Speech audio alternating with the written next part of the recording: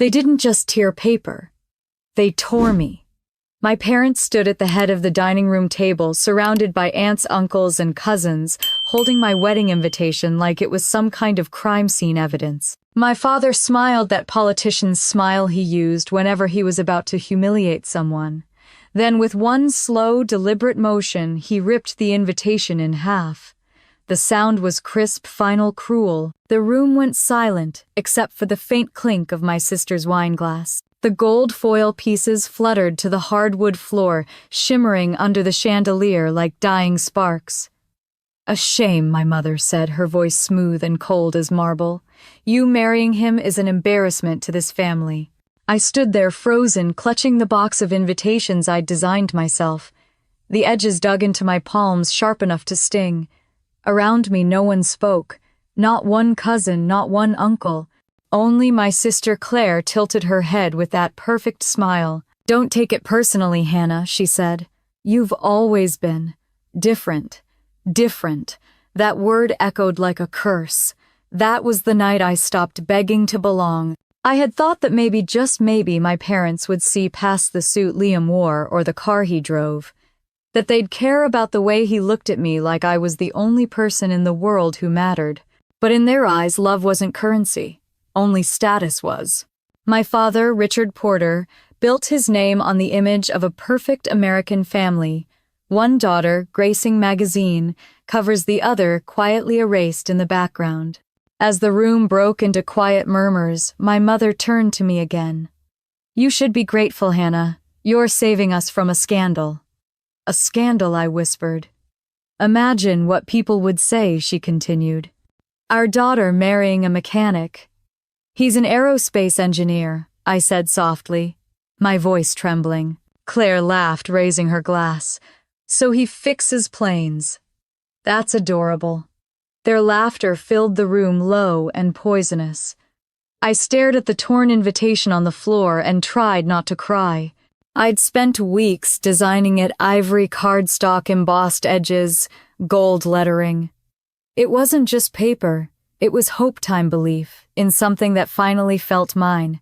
I walked out before I could break. Outside, the night air hit me like ice. I stood on the porch, breathing hard, gripping the box of invitations.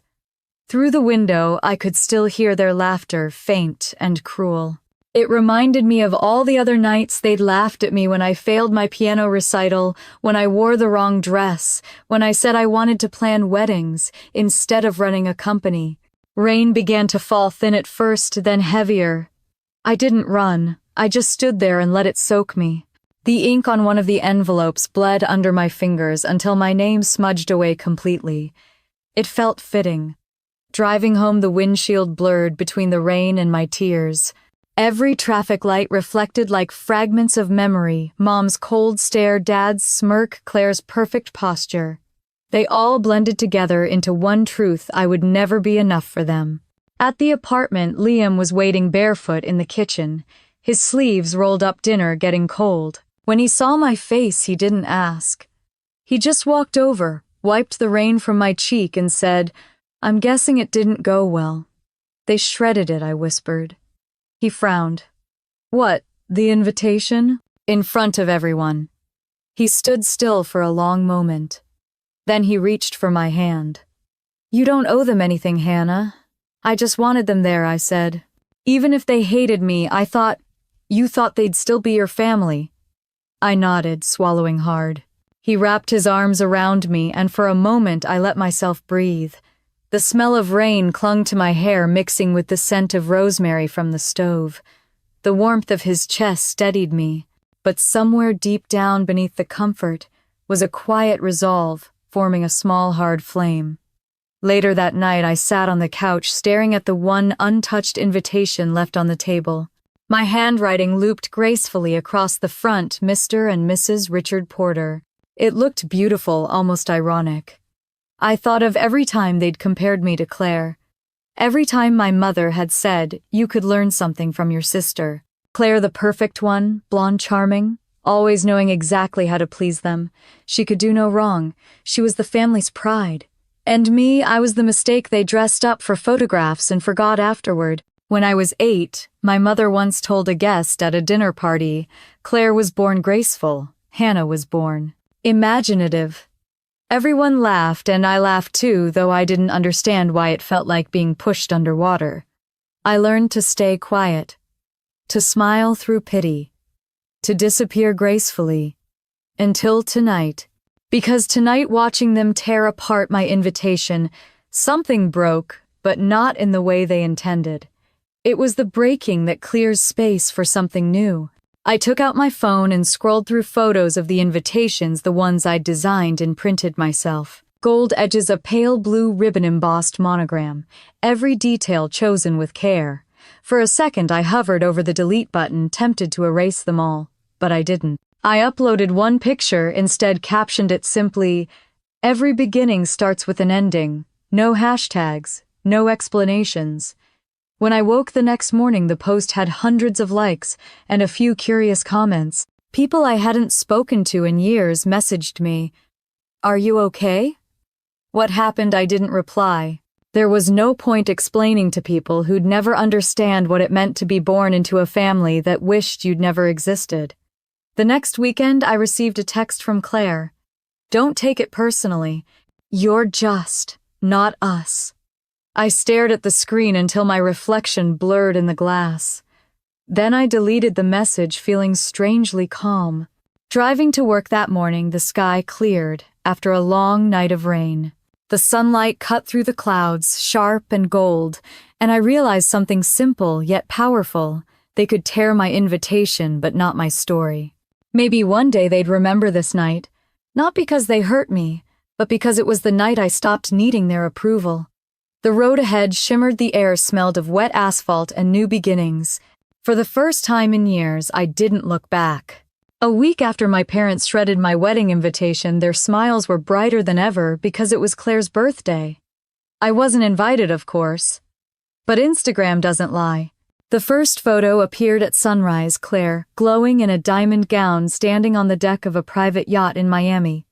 My parents on either side holding glasses of champagne. The caption under my mother's post read, "Our pride, our joy, the daughter who makes us proud every single day."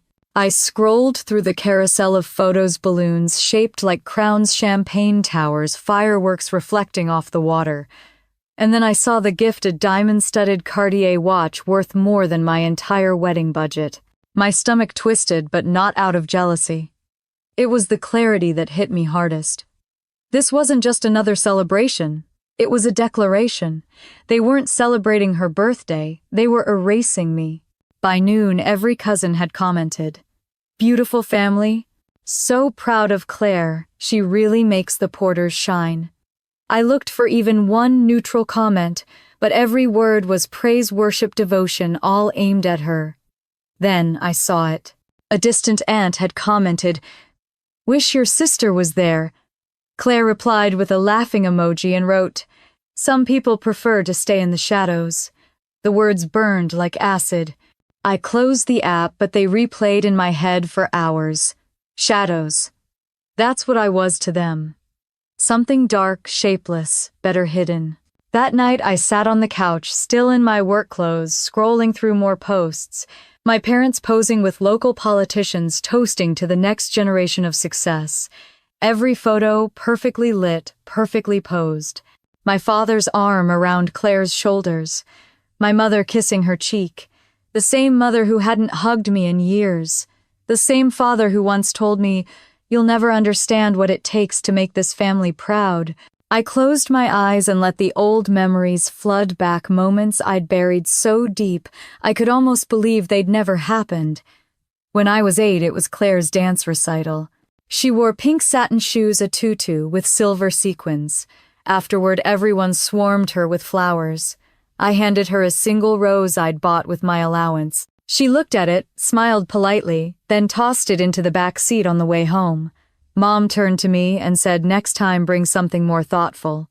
When I was 17, it was my graduation. Claire skipped the ceremony because she had a photo shoot. My parents left halfway through to drive her. I remember standing on the stage holding my diploma, scanning the crowd for faces that weren't there. And when I turned 22, I graduated from college with honors. Claire posted a photo that day, not of me, but of her new convertible. The caption read, "So proud of my achievements." My mother commented 3 heart emojis. The pattern was clear. It had always been clear. I thought of all the times I'd defended them to friends who called them toxic. They just have high expectations, I'd say.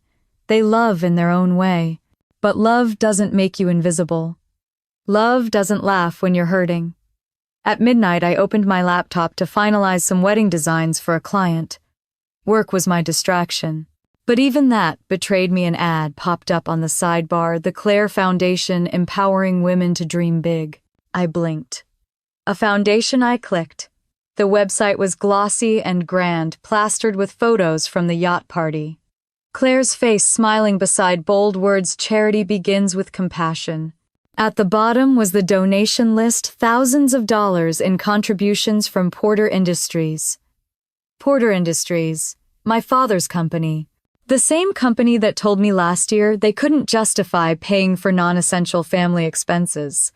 I clicked through the fine print, scanning the details. The foundation had been registered 3 months earlier, the same time Claire had bought that penthouse in downtown Seattle and started posting photos of business meetings. It didn't take a genius to connect the dots. A fake charity. A publicity front. And my parents were her biggest sponsors. For a moment, I felt a flash of disgust so sharp it was almost electric. Then something colder replaced it. Maybe this was the beginning of karma.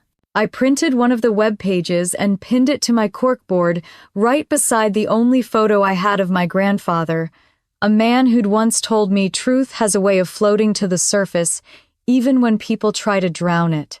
The next morning, I met with my friend and business partner Elena at a coffee shop downtown. She'd seen the posts too. "Are you okay?" she asked. "Fine," I lied. She gave me that look, the one that saw through me. "You don't have to be fine, you know. Families can be crueler than strangers." I took a sip of coffee, trying to steady my voice. They made it clear what I mean to them. I'm done trying to earn it. Elena leaned back, studying me. "What are you going to do?" I shrugged. "Keep living. Keep working. Let them rot in their perfect pictures." But deep down I knew I couldn't just let it go. Not anymore. That evening I received a direct message from an old college acquaintance, someone who had attended the yacht party. "Hey, weird question," it began. "Why weren't you there?" Everyone was asking. I stared at the screen, then typed back because I wasn't invited. A typing bubble appeared, then disappeared. 10 minutes later, she sent a screenshot, a group chat between Claire and several guests. Claire had written, "Please don't mention my sister. She's complicated. We're not including her for PR reasons." I read the words twice, then 3 times, each one slicing deeper than the last. Not invited was one thing. But erased, that was something else entirely. I forwarded the screenshot to Elena, who replied instantly. "You okay?" I didn't answer. Instead, I opened my notes app and typed a single line.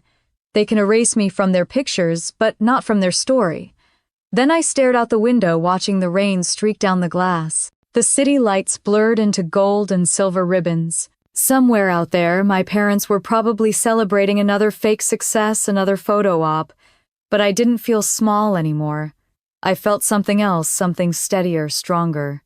That night, before I went to bed, I found one more text from Claire waiting on my phone.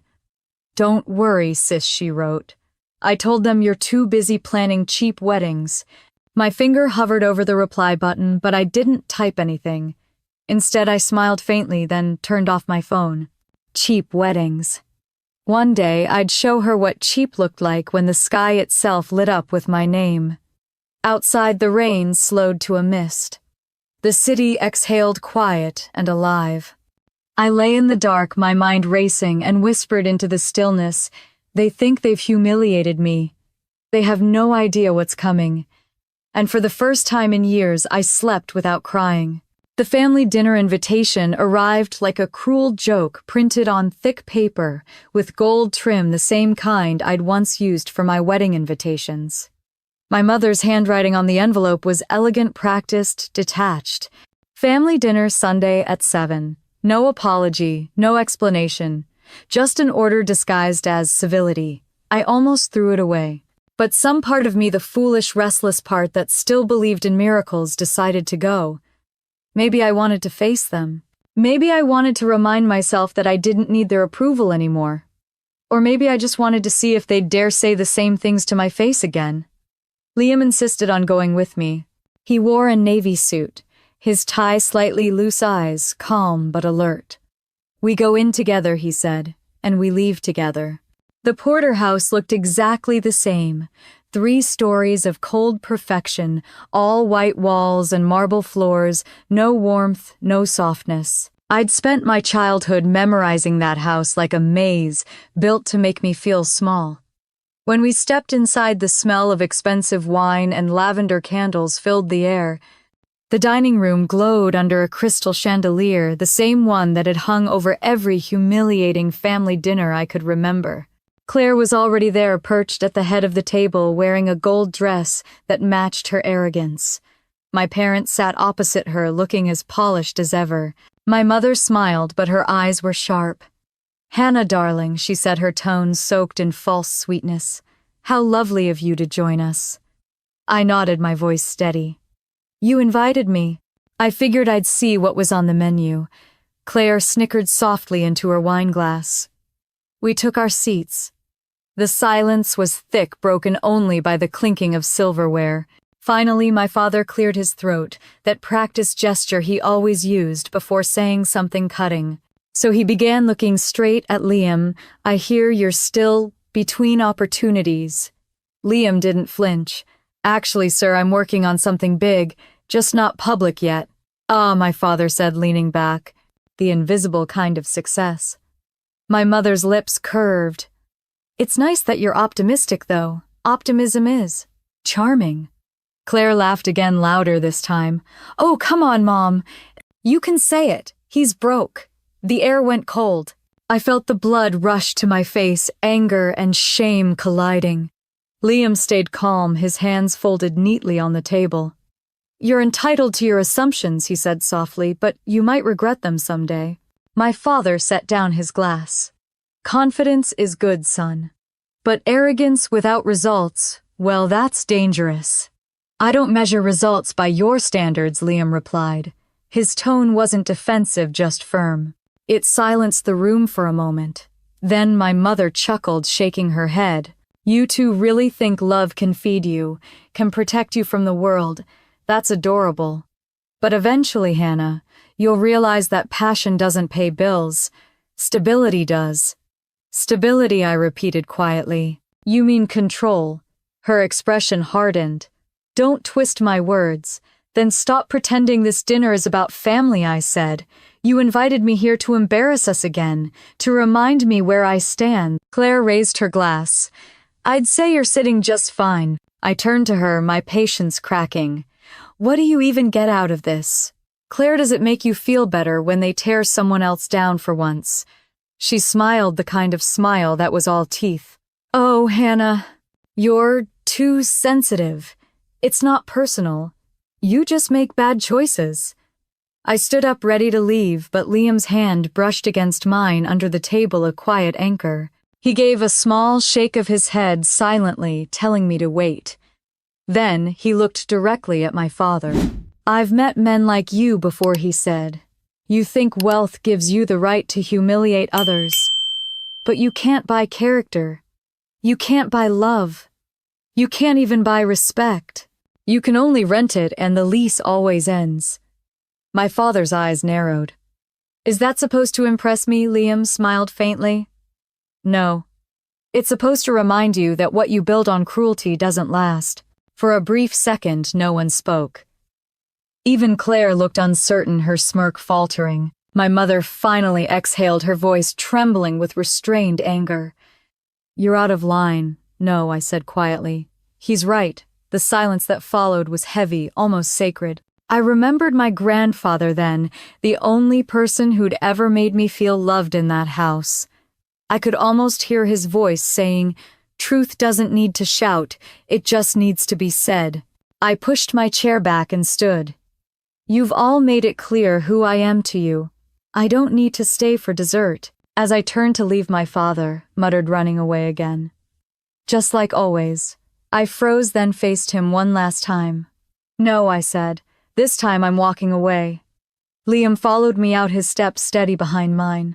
The front door closed with a soft click, but it sounded like a wall finally collapsing. Outside, the air was cool, scented with rain. I stood on the porch, breathing hard, tears stinging my eyes.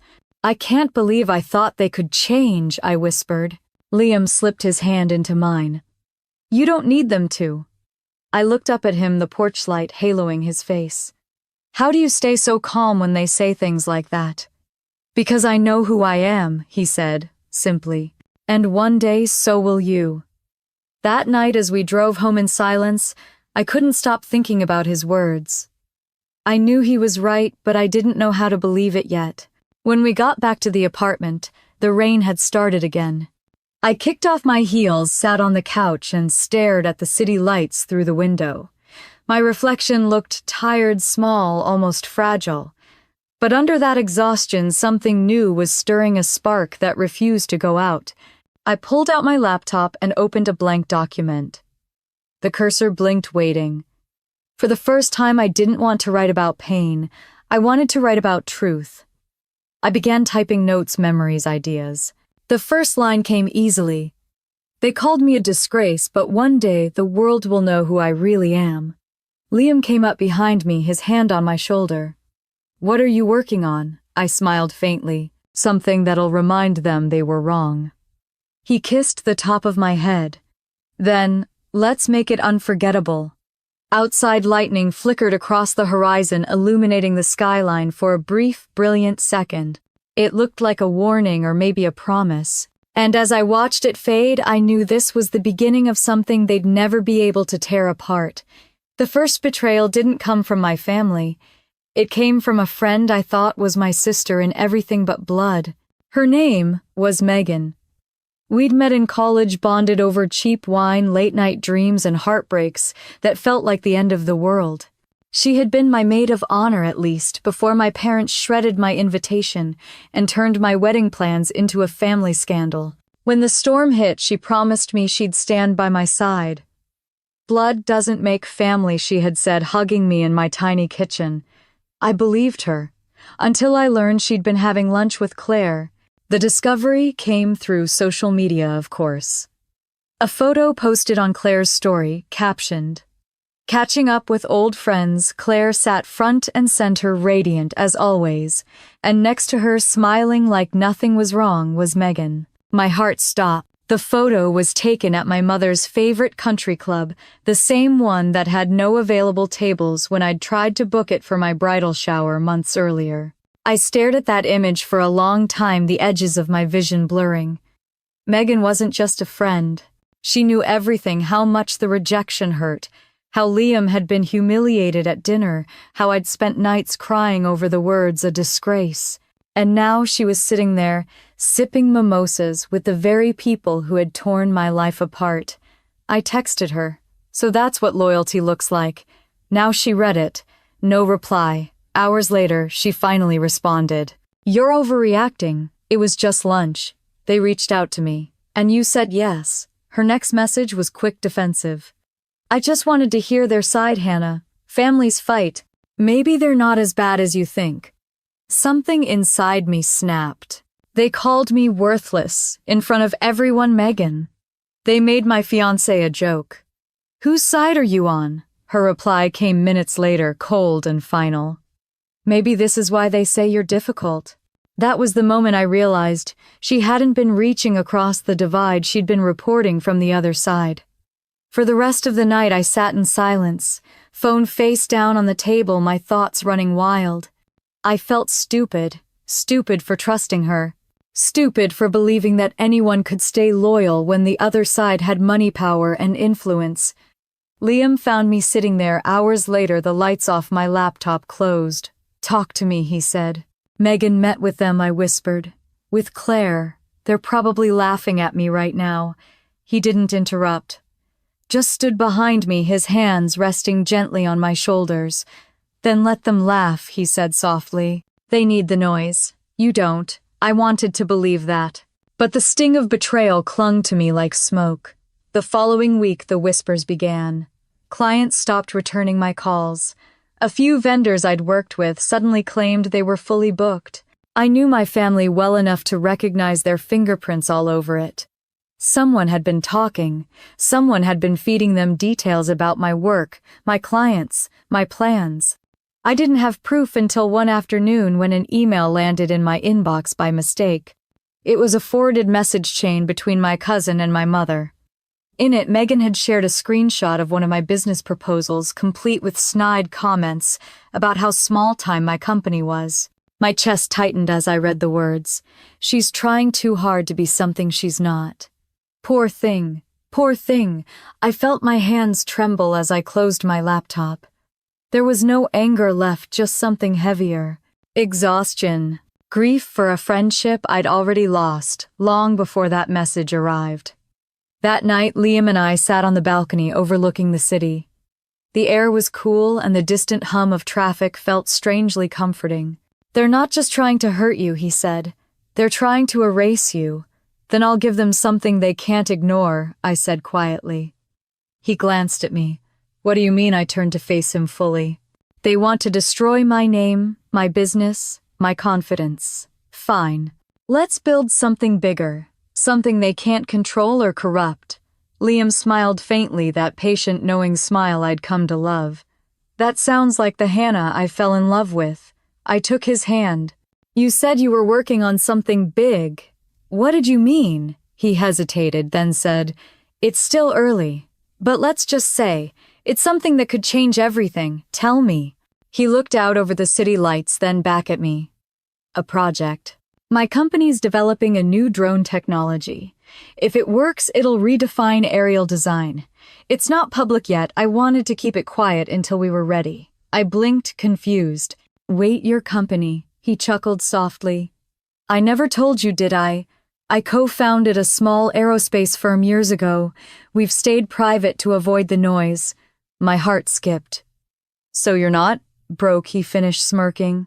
"No, love. I just don't advertise my success. People who flaunt power are usually the ones most desperate for it." I laughed, half in disbelief, half in awe. "You let them call you a nobody and never corrected them. Why would I? Their assumptions say more about them than about me." For a long time I didn't speak. I just looked at him, really looked at him. The calm confidence, the way he never needed to prove himself. And I realized something: he wasn't just the opposite of my family. He was the antidote to them. So he said, leaning back in his chair, "How about we build something together, a wedding they can't ignore? Not to impress them, but to remind them what they threw away." I smiled, slow and deliberate. "Something unforgettable." His eyes gleamed. "Something in the sky." We sat there in silence. After that, the hum of the city below us, the first hint of possibility forming between us. For the first time in months, I didn't feel like the discarded daughter, the outcast, the afterthought. I felt like someone on the edge of transformation. The next morning, I opened my email and began a new project folder.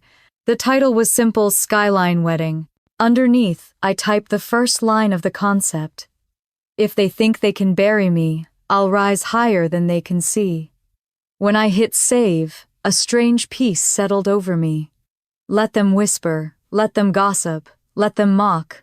Because soon, when the helicopters lifted, when the lights filled the air, and when the entire city looked up, they would remember my name. And this time, there would be no erasing me. The first morning we started planning the wedding, the air in our apartment felt electric, charged with something between excitement and quiet defiance. Liam had spread architectural sketches across the dining table, blueprints of open sky helipad layouts and sleek geometric arches that looked like they belonged in a movie. I leaned over the papers, tracing one of the lines with my fingertip. "You're serious about this, aren't you?" He looked up, smiling. "Completely. You wanted something unforgettable. Let's make it impossible to forget." I laughed, softly shaking my head. "A helicopter wedding. People will think we're insane. Or visionary, he countered. Depends who's watching. His confidence was infectious. For the first time in months, I wasn't thinking about my parents, my sister, or the weight of being unwanted. I was thinking about wind-like music carried by the air and what it would feel like to rise literally above everything that had ever held me down. We started working together every night after his office hours. Liam handled logistics, the aircraft permits, the engineering, the design of a platform that could safely hold an entire ceremony hundreds of feet above the coastline. I focused on the aesthetic, the florals, the lighting, the sound design, the camera angles for the broadcast team he'd quietly assembled. By the second week, our living room had turned into a command center. Blueprints covered one wall, color palettes and fabric samples hung from another. I'd never seen him so alive, so deliberate, so in his element, and yet despite the growing excitement, a small fear kept gnawing at me. The memory of my parents, shredding my first wedding invitation, was a wound that hadn't quite closed. Every decision I made now felt like both a creation and a correction. I wasn't just designing a celebration, I was designing proof. Proof that I wasn't the failure they said I was. Late one night, while Liam reviewed a construction proposal, I found myself whispering, "Do you ever think about what they'll say when they see it?" He didn't look up. "I don't care what they'll say. Do you?" I hesitated. "I wish I didn't." He put down the papers and turned to me. "Then let's make this for you, not for them. Not for revenge. For freedom." The word lingered in the air, heavier than any promise. Freedom. I wanted to believe it, but part of me still craved the look on my parents' faces when they realized the daughter they'd called a disgrace had built something they couldn't even imagine. The next morning, while sipping coffee on the balcony, I received a message from my cousin Sarah, the only relative who had ever shown me quiet kindness. "Heard through the grapevine your sister's planning a family renewal gala," the message read. "At the Ritz. Next month. She's calling it a fundraiser for her foundation. The theme, flying high." My fingers froze around the mug. Flying high. It couldn't be a coincidence. Claire had somehow caught wind of the helicopter concept. Liam found me staring at my phone, my face pale. "What's wrong? She's copying us," I said. "She's trying to get ahead of us. She wants to make it look like we're the ones following her." He frowned, taking the phone from my hand and reading the message. Then calmly, he set it down and said, "Let her try. I've built entire companies by letting people underestimate me first." "Liam, you don't understand." "No," he interrupted gently. "I do. They've been rewriting your story for years, but this time you're holding the pen. Let them write whatever they want. We'll write the ending." His certainty was disarming. I took a deep breath, letting the anger melt into focus. If Claire wanted a spectacle, she could have one, but mine would eclipse hers. We doubled our efforts. Liam brought in his top design engineer to refine the platform, while I worked with a film director to conceptualize the aerial sequence. The idea wasn't just to have a wedding in the sky, it was to make it an event that would stream live worldwide. A spectacle of art, architecture, and emotion. Soon, whispers began to circulate in the industry. Vendors spoke in hushed tones about an unnamed client planning the wedding of the decade. Influencers speculated online, piecing together rumors from leaked photos of helicopters and floral test runs along the coast. I never confirmed anything. Silence was power, but that silence only made my family more restless. A week before Claire's gala, my mother called for the first time in months. Her voice was coated in honey but cracked at the edges. "Hannah, dear, your sister tells us you're doing something unusual for your wedding. I'm surprised she tells you anything that isn't about herself." A pause. "Then we're worried, that's all. We don't want you embarrassing yourself, like you did when you tore up my invitation in front of everyone." Her voice faltered. "You misunderstood." "No, Mom," I said quietly. "You made sure I understood perfectly." Before she could reply, I ended the call. When I told Liam, he just smiled and said, "You're finally learning to hang up." The day of Claire's gala arrived like a test I hadn't studied for but already knew I'd pass. Photos flooded social media guests in gold gowns, crystal chandeliers, a rented helicopter parked on the hotel's rooftop for photo opportunities. Claire posed beside it, smiling like she'd invented flight itself. But then, something strange happened. A storm rolled in that evening, dark clouds, sudden wind rain pelting down in sharp, cold sheets. The rooftop photo op was cancelled. Guests scrambled indoors, their perfect hair and makeup ruined. Within hours, the event #number flying high had been replaced by number falling flat. I shouldn't have taken pleasure in it, but I did. When I showed the news to Liam, he laughed, shaking his head. You don't even have to lift a finger. Karma's doing all the work. Still, I didn't feel finished. Not yet. That night, lying in bed beside him, I whispered, when we rise into that sky, I want them to see it. I want them to feel it. He turned toward me, his hand brushing my cheek. Then, let's make sure they can't look away. From that moment on, the wedding became something more than an event. It became an anthem. Every vendor we hired, every decision we made carried a heartbeat of purpose. The venue wasn't just a platform in the sky. It was built with glass walls that reflected the ocean below, creating the illusion that we were floating above the world.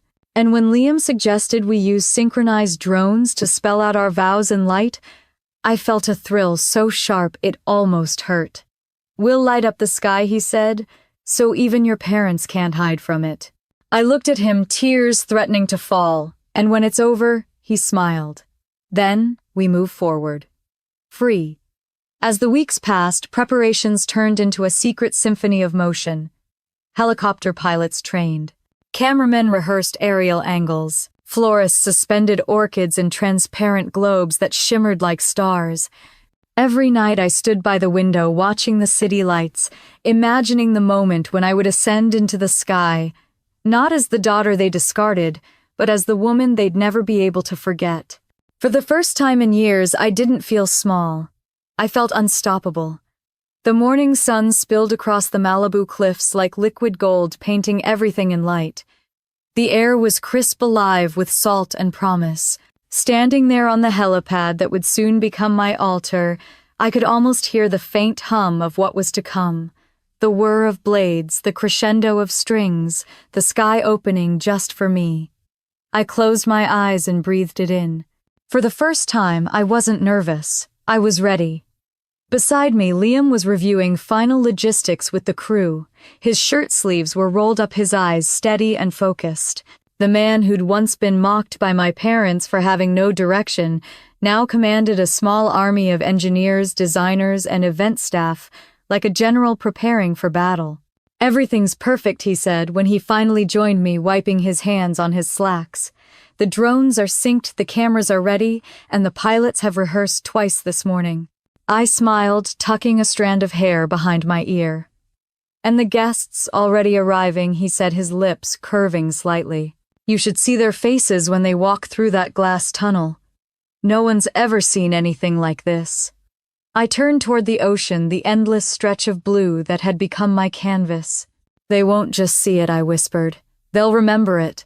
But even as the wind whipped against my hair, I couldn't stop thinking about one thing: the silence. I hadn't heard from my parents or Claire in weeks. Not a word. Not a message. Nothing but the faint ripples of gossip that trickled through relatives who still followed them online. Until that afternoon when a message arrived. I was in the bridal suite reviewing the final flower arrangements when my phone buzzed. It was from a blocked number. I shouldn't have opened it. But curiosity has a way of cutting through good sense. It was a photo. A close-up of one of my invitations torn in half, and below it a caption that made my stomach drop. Some people never learn. My throat tightened. My mother's words from that night echoed in my head. You marrying him is nothing but shame for this family. I knew it had to be them. Who else would be cruel enough to remind me of that moment? Liam walked in just as I locked the screen. He noticed the look on my face. What happened? Nothing, I lied, setting the phone aside. Just nerves.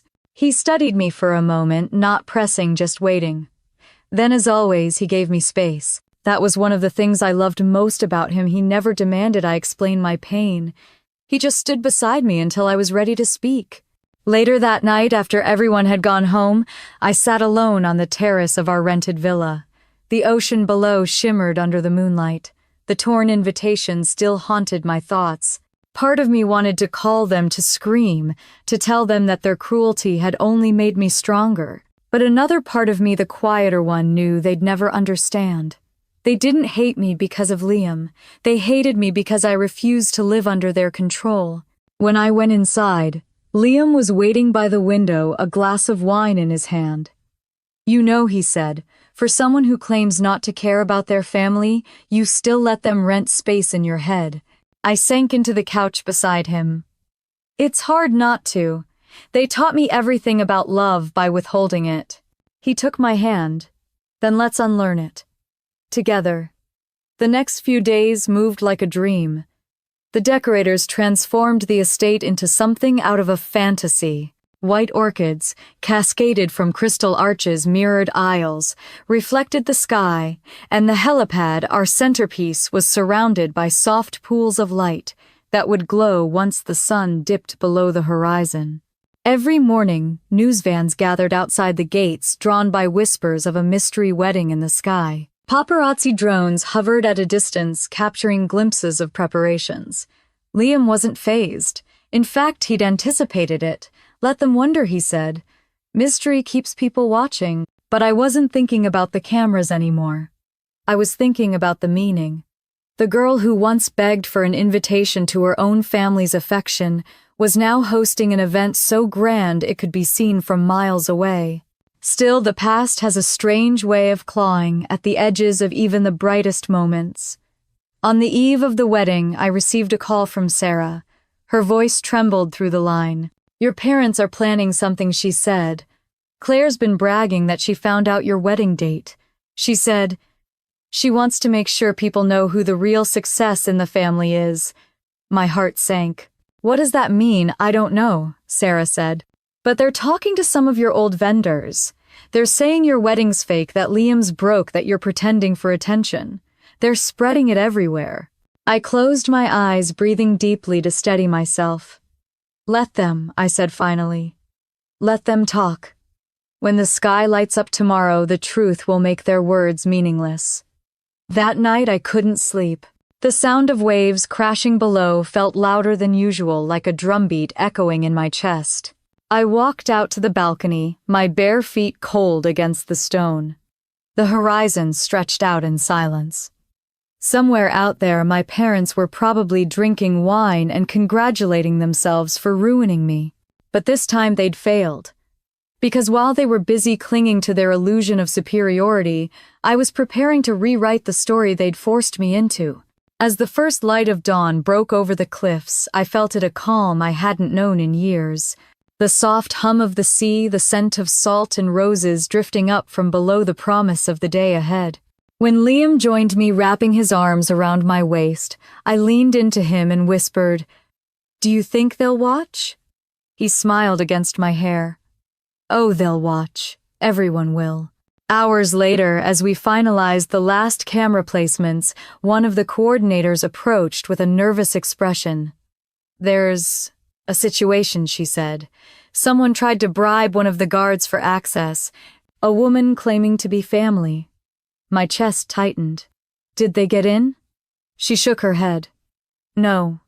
Security turned them away." I exhaled slowly. Of course it had been my mother.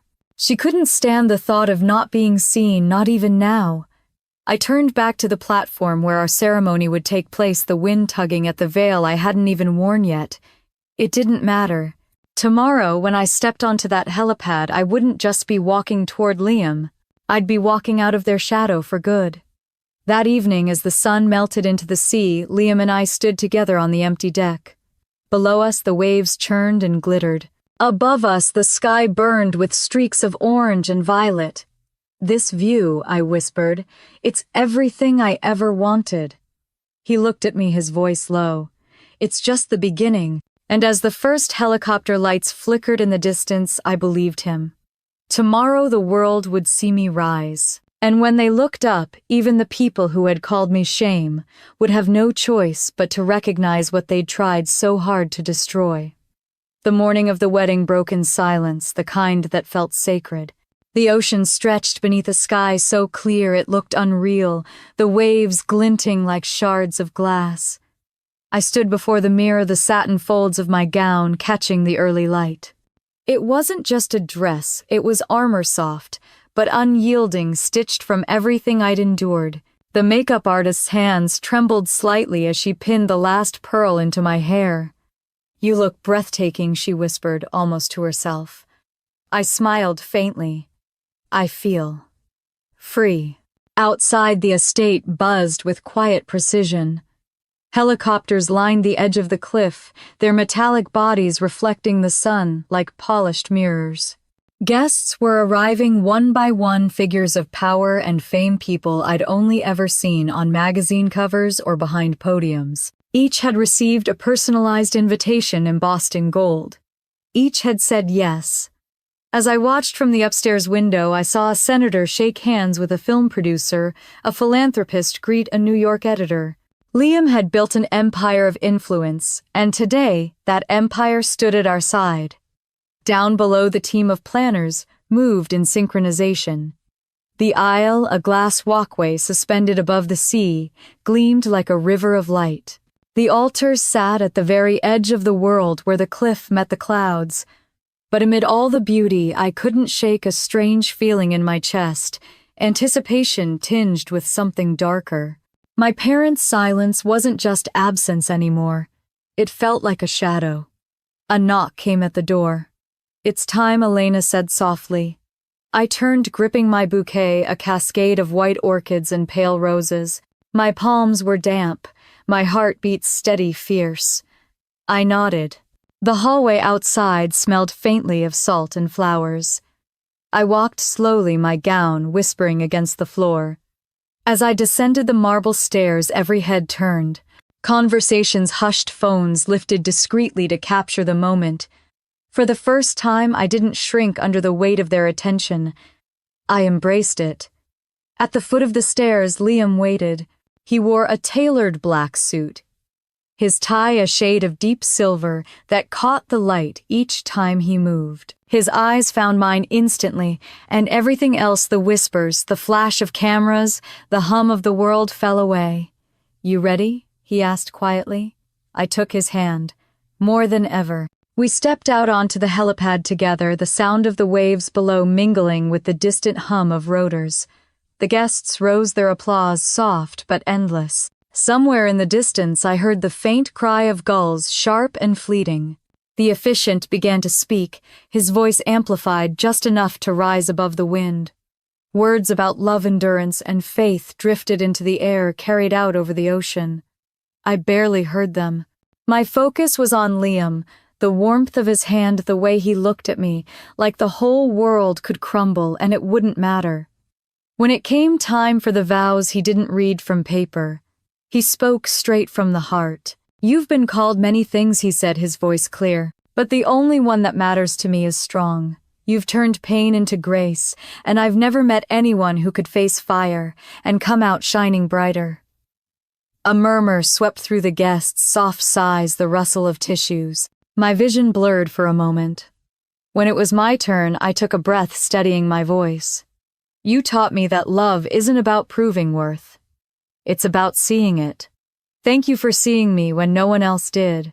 The officiant smiled, lifting his hands. By the power vested in me, a sound broke through the calm, a loud voice, sharp, cutting across the ceremony like a blade.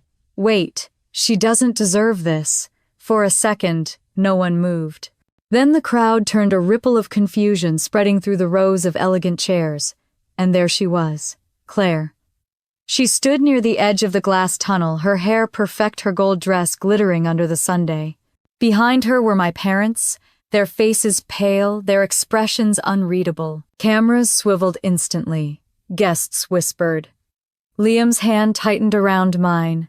I felt the world tilt slightly, a dizzying collision between the past and the present. "Security," Liam said under his breath, but I shook my head. "No. Let her speak." The murmurs grew louder as Claire strutted closer, her heels clicking against the stone. "I can't let this happen," she said, her voice trembling with something between anger and desperation. "You're pretending to be someone you're not. You think money and spectacle can hide who you really are? A disgrace, a liar." My chest constricted, but I kept my voice calm. "I think you've mistaken me for the version of me you invented." The crowd was dead silent now. Even the wind seemed to hold its breath. Claire's eyes flashed. "You don't belong here. You don't belong with him. You're nothing but a charity case he took pity on." Before Liam could step forward, I took a single step closer to her. My gown brushed the edge of the glass floor, the sound soft but deliberate. "You know what's funny, Claire?" I said, my voice low but carrying. "You've spent your entire life climbing a pedestal built by other people, and now you're mad that I learned to fly without one." A few guests gasped quietly. Someone clapped, once quickly stifled. Claire's lips quivered. "You—" But she didn't finish. A sudden gust of wind whipped through the space, scattering rose petals across the platform. Her hair flew into her face, and for a split second, she looked almost human. Not the untouchable golden sister, but a frightened girl realizing her audience wasn't clapping anymore. My mother reached for her arm, whispering something I couldn't hear. My father's expression hardened, pride curdling into shame. Liam leaned toward me. "You don't have to say anything else, but I wanted to. I needed to. For years you all told me I was a disgrace," I said, my gaze sweeping over them. "You made me feel small. You made me believe love was conditional. But today I learned something. I don't need your pride. I don't need your approval. I never did." The officiant's voice broke the silence again, gentle but firm. "Shall we continue?" I nodded. Claire stood frozen, her face pale. My parents turned away, retreating toward the gates as the guards quietly ushered them out. Cameras followed every second. When the officiant pronounced us husband and wife, Liam pulled me close, and for a moment all I saw was light, bright, blinding, infinite. Applause erupted. Helicopters lifted into the air, the sound thunderous and alive. And then, as the first drone lights began to rise, they spelled out 2 words across the sky: "Love wins." I smiled, tears streaming freely now. Somewhere below, in the shadows of the cliffs, my parents were watching, maybe in disbelief, maybe in regret. But for the first time in my life, I didn't care what they felt, because I finally knew what it meant to rise and to never come back down. The night air shimmered with celebration laughter, and the rhythmic pulse of violins echoing from the terrace. Every inch of the Malibu estate glowed under strings of light that stretched across the open sky like constellations made just for us. Guests mingled between the champagne towers and white rose arches, their glasses catching the reflection of 1,000 flickering candles. I stood near the railing, overlooking the ocean, the wind teasing at the veil still draped loosely around my shoulders. Down below, the waves rolled and crashed like applause from the universe itself. For a long, silent moment, I just breathed, letting it sink in. I had done it. I had stood against them all, and I hadn't shattered. Liam joined me quietly, his hand finding mine. His voice was low, calm. "You did more than survive, Hannah. You owned the sky tonight." I smiled. "So did you."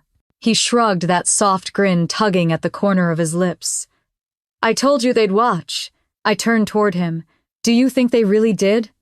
"Oh, they're watching," he said, glancing toward the horizon. "And they'll keep watching. It's the only thing they can do now." Inside the grand hall, the celebration swelled again. The first dance, the cameras flashing, the murmurs of admiration rippling through the crowd. Every guest had come to witness something extraordinary.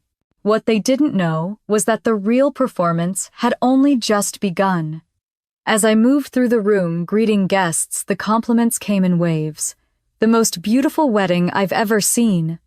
A vision of grace. You're a phenomenon." Their words slid over me like silk, soft and surreal. For once, I didn't feel like an imposter wearing borrowed confidence. I felt like the woman I was meant to be. Then, just as I raised my glass for a toast, my phone buzzed. A notification blinked on the screen, a news alert. The headline read, "The Sky Wedding That Stopped Malibu." It was everywhere. Major networks were live streaming highlights, aerial footage of the helicopters ascending into the sunset, the drones spelling love winds across the night sky. Social media was on fire. Hashtags trended within minutes: number Skybride, number Malibu Miracle, number Revengine Heels. I scrolled through the comments, each one a mix of awe and fascination. But one message stood out, buried between thousands of others. A text. From my mother. It was short. Just 3 words. "We're so proud." I stared at the screen, heart pounding. The same woman who had called me shame, who had watched my invitation be torn to pieces, who had laughed as I cried, now she was proud. I didn't reply. Another message came seconds later. "Please answer. We're outside." A jolt shot through me. I turned sharply toward Liam, who immediately read the expression on my face. "What happened?"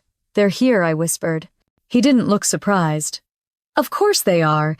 They can't stand being left out of something bigger than them."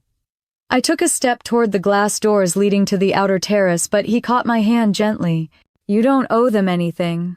"I know," I said softly, "but I need to see it. I need to see their faces when they realize they don't control the ending anymore." He nodded, once releasing me. Outside, the night air was cooler. A cluster of photographers had gathered near the entrance gates, their cameras flashing wildly as a black limousine idled by the curb. And there they were, my parents, and Claire, dressed as if they belonged here, faces painted with fake composure and desperation. My father spotted me first. His smile faltered halfway. My mother's eyes glistened, her hand trembling slightly as she lifted it in a hesitant wave. Claire stood behind them, her jaw tight, her expression unreadable. The security team moved to block them. I watched from the balcony above as my father began speaking to one of the guards, gesturing toward me. His voice carried just enough for me to hear fragments. "That's my daughter. This is her family. We should be inside." The guard didn't move. "You're not on the list, sir." The words sliced through the air. Cameras clicked in a frenzy, reporters whispering to each other. My mother's face drained of color. My father tried again, louder. "I'm her father. You can't keep me out." The guard's tone didn't waver. "If you're not on the guest list, you don't enter." Orders from the bride. I stood frozen, watching as the scene unfolded like something out of a dream, a reversal of every humiliation they'd ever orchestrated. The flash of cameras turned their outrage into spectacle, and for the first time, they were the ones being judged. Claire stepped forward, her voice shrill. "You don't understand who we are." A photographer shouted from behind the barrier. "We do now." Laughter rippled through the small crowd, cruel and cathartic. My father's shoulders sagged. My mother's face twisted into something between fury and regret, and Claire, once the untouchable golden sister, looked small, her mask slipping under the glare of public scrutiny. Then, like an answer to everything, a helicopter lifted from the pad behind me, its blades spinning bright halos of light across the night. The timing was perfect, cinematic almost. The roar drowned out their shouts, the spotlight sweeping over the crowd as if sealing their exile. I turned and walked back inside without looking down again. Liam met me halfway across the terrace. "They caused a scene, didn't they?" "Yes," I said quietly. "And the world saw it." He smiled faintly. "Good. Let them live in the story they wrote for you." Back inside, the orchestra had shifted into a slow, haunting melody. Guests whispered excitedly about the spectacle outside, checking their phones for updates. The videos were already spreading clips of my parents shouting at the guards, of Claire's voice breaking, of the words, "You're not on the list," echoing across social media. It was everywhere before midnight. Headlines multiplied within hours. Bride's family denied entry to Sky Wedding. Karma in couture. Poetic justice on the cliffs of Malibu. I sat at the head of the table beside Liam, the candlelight reflecting off the crystal glasses. My phone buzzed relentlessly, but I ignored it. Each vibration felt like another crack forming in the empire my parents had spent their lives building.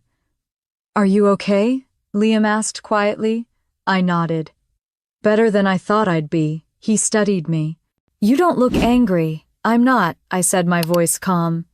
"I think this is what peace feels like." He reached for my hand and I let him hold it. Together we watched as the fireworks began, the sky exploding in cascades of gold and violet above the cliffs. Guests gasped. Cameras rose, and in the center of the night hundreds of drones formed words that shimmered over the ocean. "To rise is to forgive." Liam looked at me. "Was that your idea?" I smiled faintly. "No. Yours?" He shook his head. "Must be the universe, then." I leaned against him, the sound of the crowd fading into the background. Down below, my family's car disappeared into the darkness, chased by flashes of light and the hum of gossip that would follow them for years. For the first time, I didn't need to see them suffer. Their silence was enough. The world had taken care of the rest. As the final burst of fireworks painted the sky, I whispered to myself, they called me a disgrace. But tonight, the sky called me something else entirely. Liam turned to me, his hand tightening around mine. "And what's that?" I smiled, tears glinting in the light. "Unforgettable." The footage from the gates hit the internet faster than I ever imagined. By the next morning, the entire country had seen it.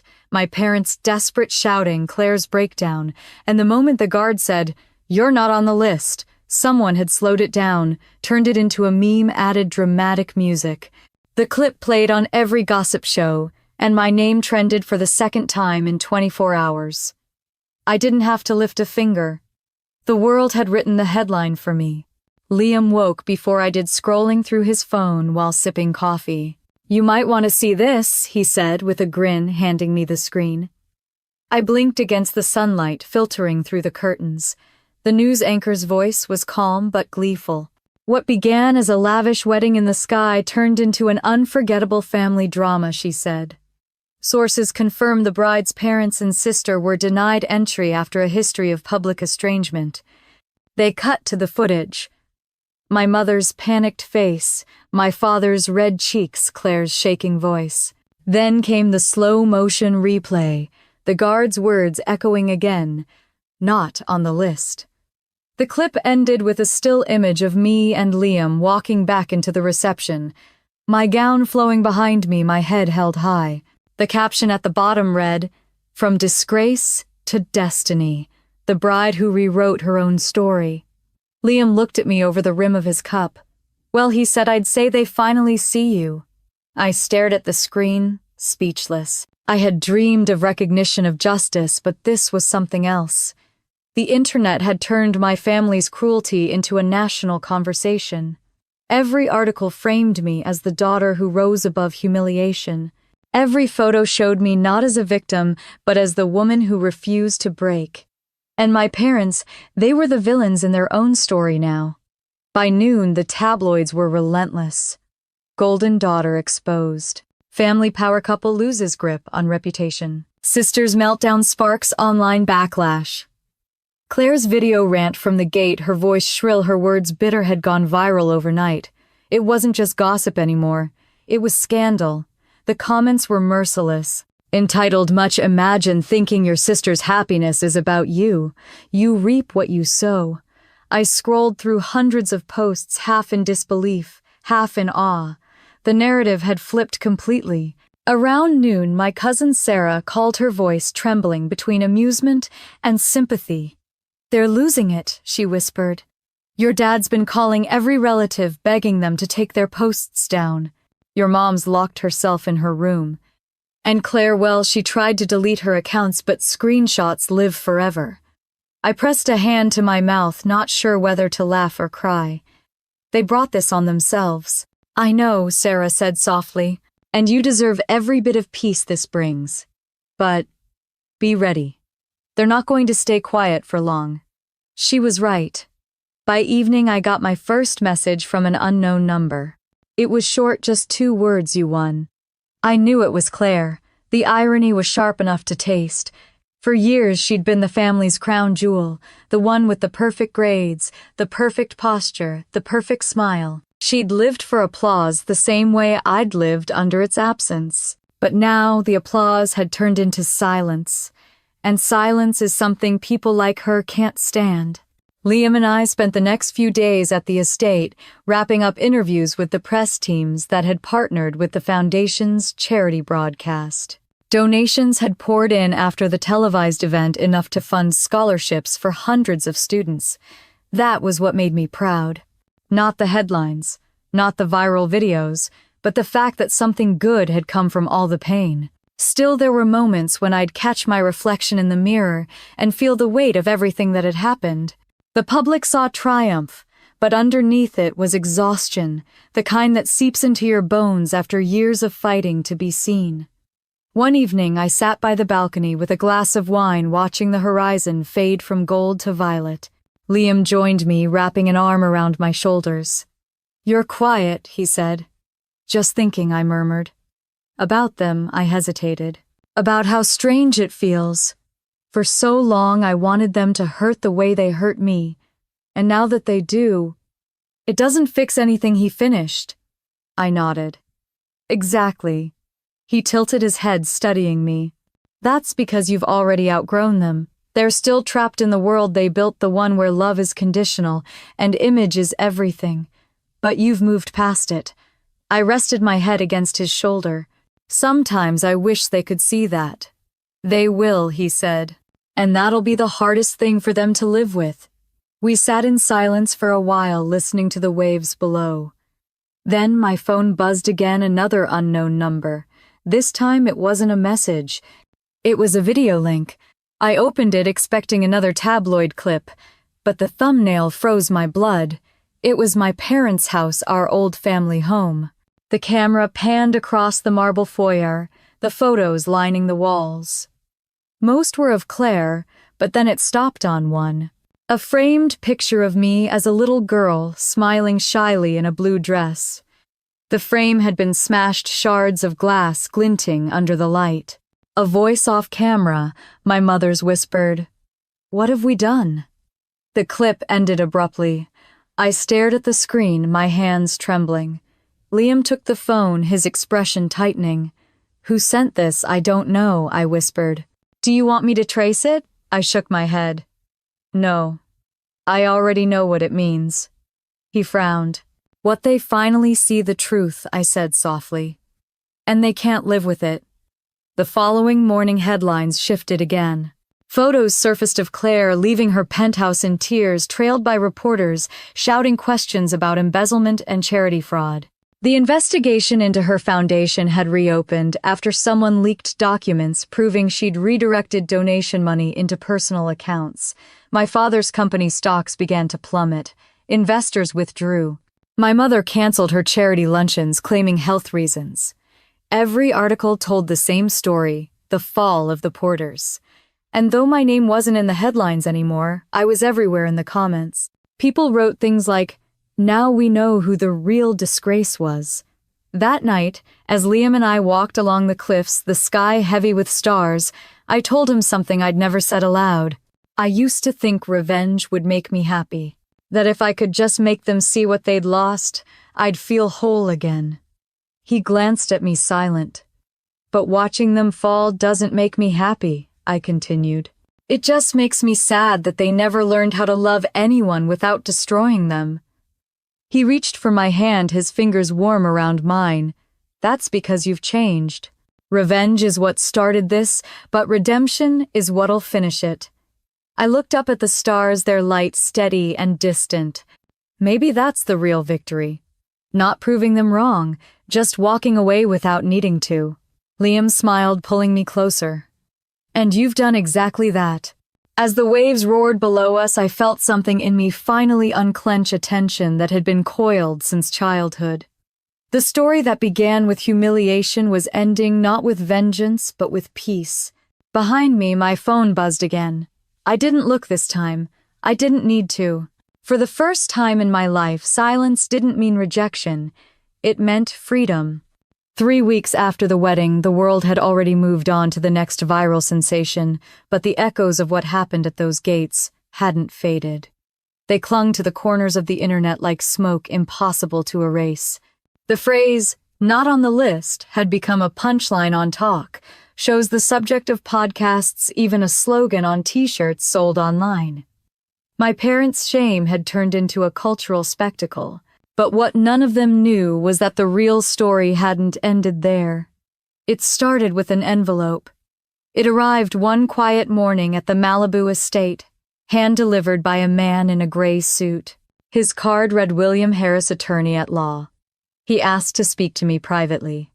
Liam was in the study, but when he saw the look on the man's face, somber, almost reverent, he joined us.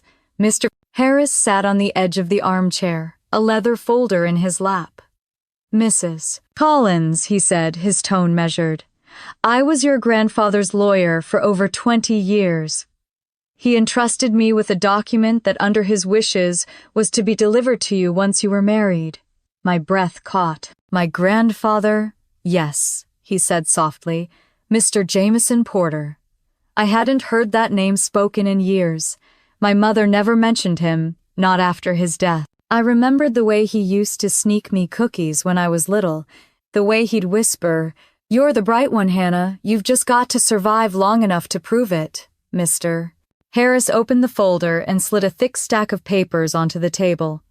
At the top, embossed in gold, were the words, "Last Will and Testament." The room tilted.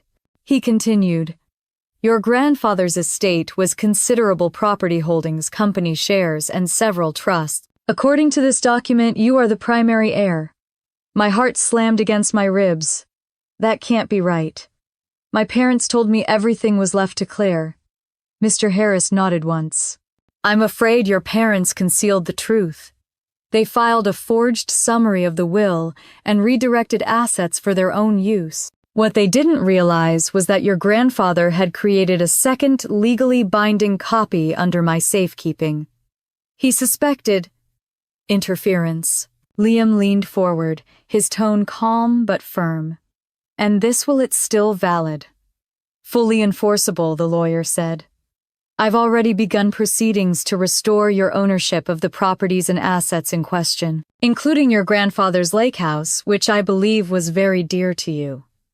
The words hit me like a wave. I saw flashes of summers spent chasing dragonflies near the dock, the old oak tree with my initials carved into the bark, the sound of my grandfather's laugh echoing over the water.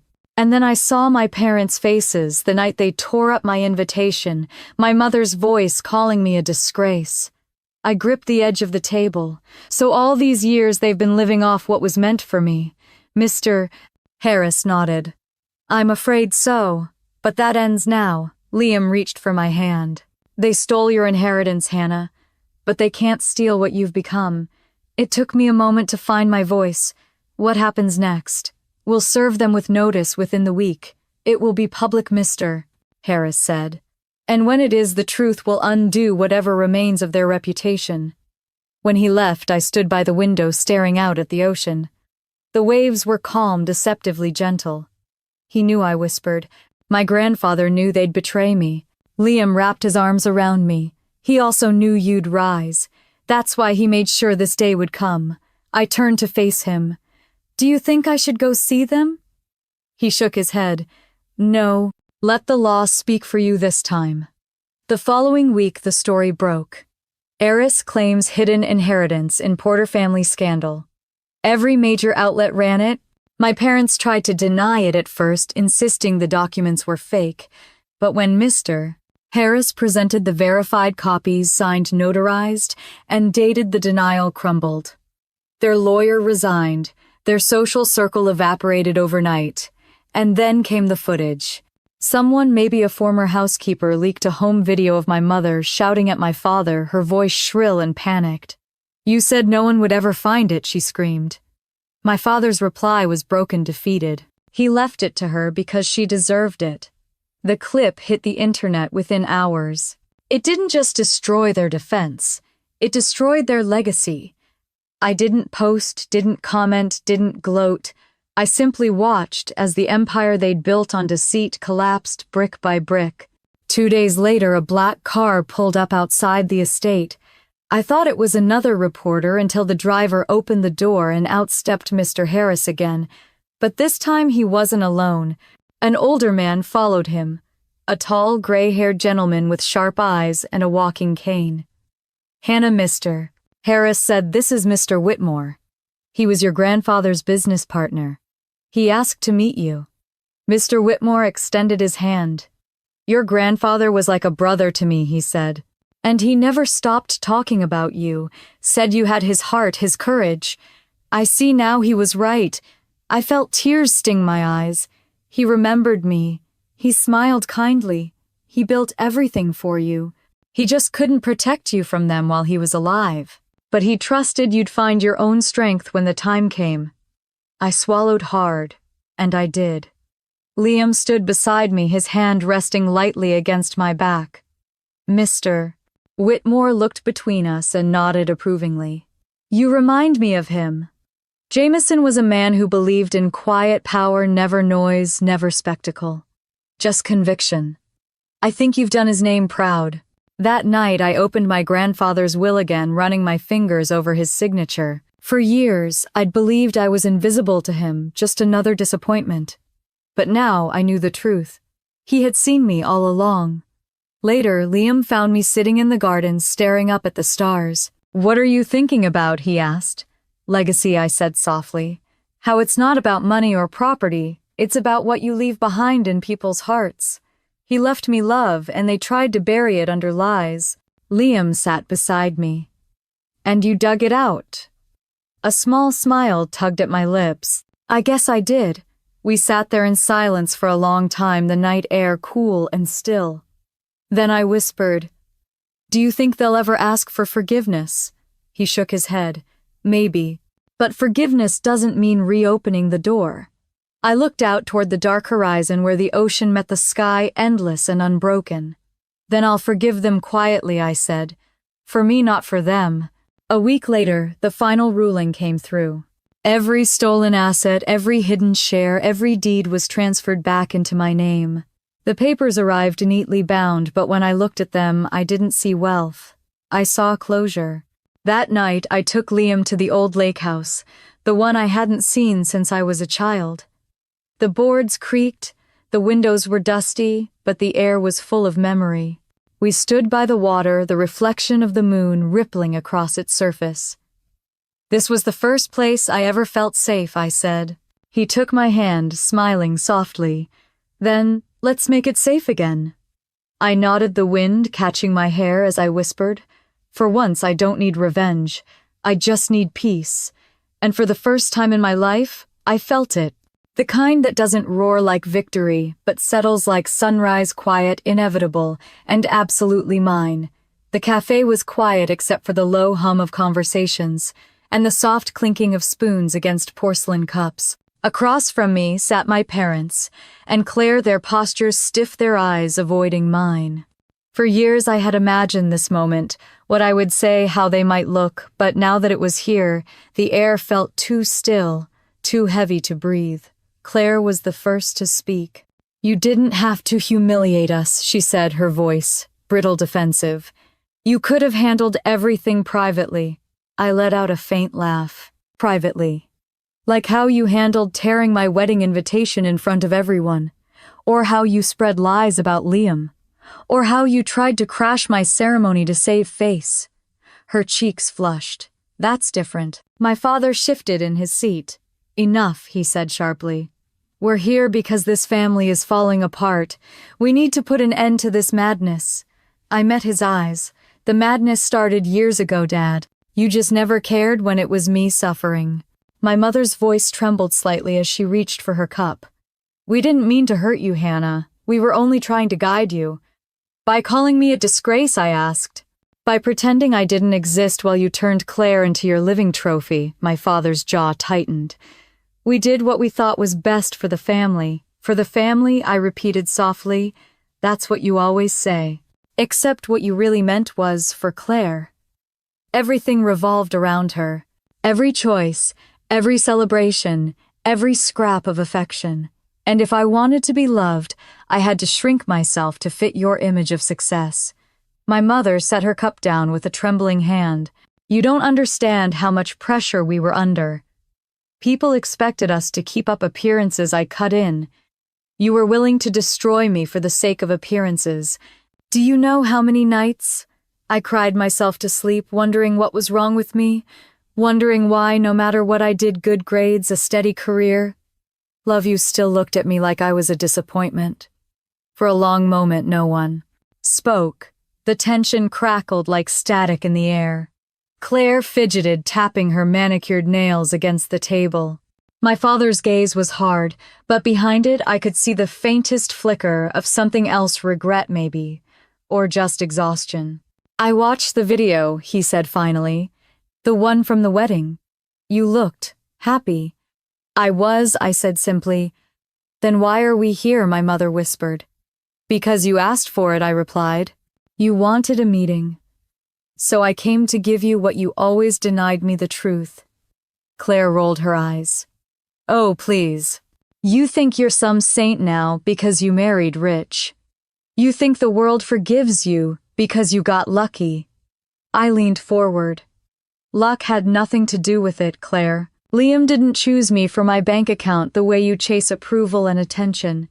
He chose me because I have something you can't buy, integrity. Her mouth opened, then closed again, her eyes flashing. You don't know what it's like to be me. Oh, I do, I said softly.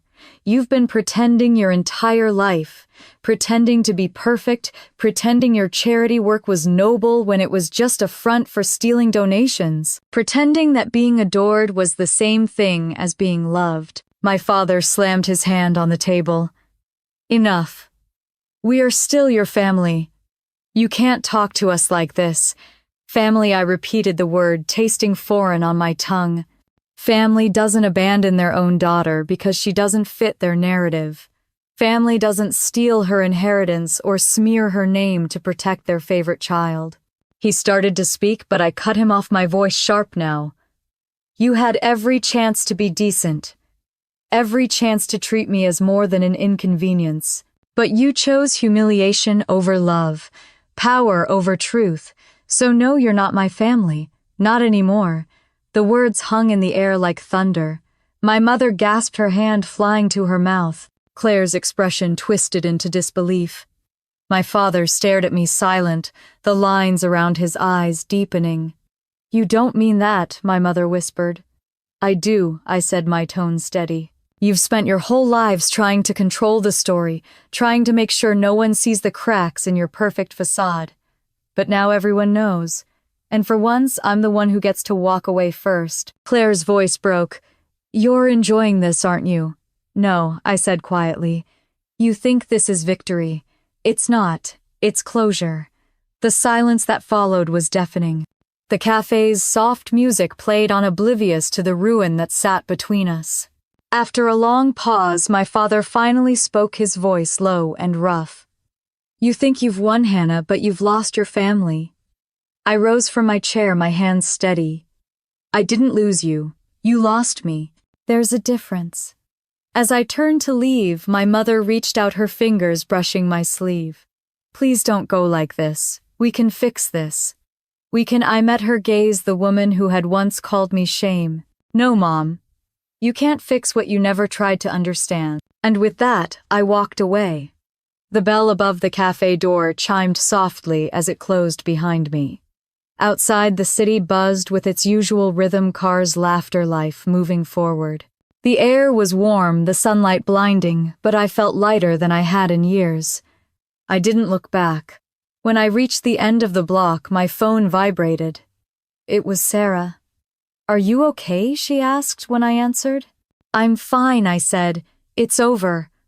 There was a pause. Are you sure? I looked up at the sky, clear, endless, free. Yes, I said. I'm sure. Later that evening, I sat with Liam on the terrace, the sunset spilling over the ocean like fire melting into gold. He poured me a glass of wine and studied my face. So how was it necessary? I said simply. He nodded. Do you feel better? I thought for a moment. No, but I feel free. He smiled faintly. That's better than better. We clinked our glasses. The sound was soft, almost lost in the wind, but it marked something final, an ending that didn't need revenge or spectacle, only truth. As night fell, I found myself thinking of my grandfather again, of his words that I'd once dismissed as old wisdom. You can't choose how they treat you, but you can choose how long you let it define you. I finally understood. By the time the stars appeared over the ocean, I no longer felt the ache of being unwanted. I had built something stronger than approval. I had built peace. And as the tide rolled in erasing footprints from the sand below, I knew it was symbolic of something bigger. Their cruelty had marked me once, but now it was washing away. When I turned to Liam, he was smiling at me in that quiet, unshakable way of his. "You look lighter," he said. "I am," I whispered. He reached for my hand, his thumb tracing gentle circles against my skin. "Then let that be the last time you ever have to carry them." And for once, I didn't argue.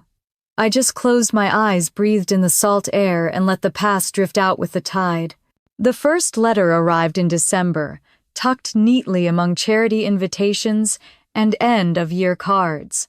There was no return address, but I knew the handwriting immediately elegant, deliberate, a little shakier than I remembered. My mother. I sat at the kitchen counter for a long time before opening it. The paper smelled faintly of her perfume, the same scent that used to linger in the hallways of our old house. Her words, however, were stripped of the pride that had once coated every sentence she spoke. "We're sorry," she wrote. "We can't sleep. We can't eat. Your father hasn't gone to the office in weeks. Claire barely speaks.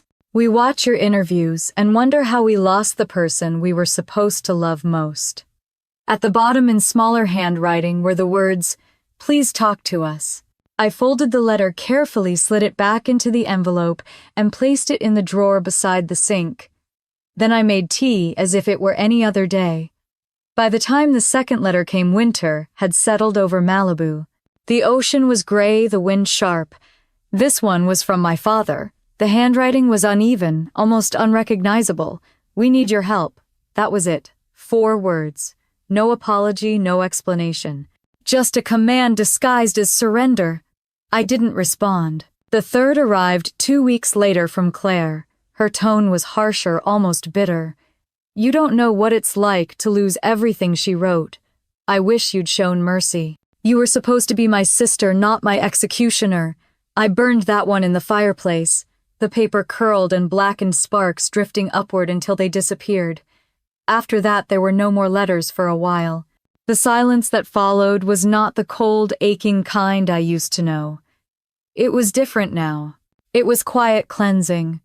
I began waking up each morning without the weight of anger pressing against my ribs. Liam would make coffee, humming to himself while reading the news, and I'd sit by the window watching the gulls glide over the sea. Peace, I realized, didn't roar. It whispered. By March, the foundation had doubled in size.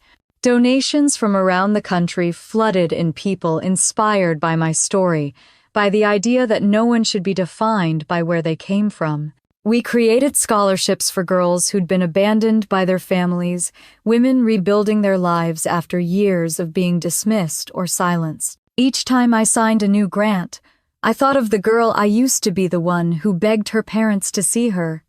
I wished I could tell her that one day the world would.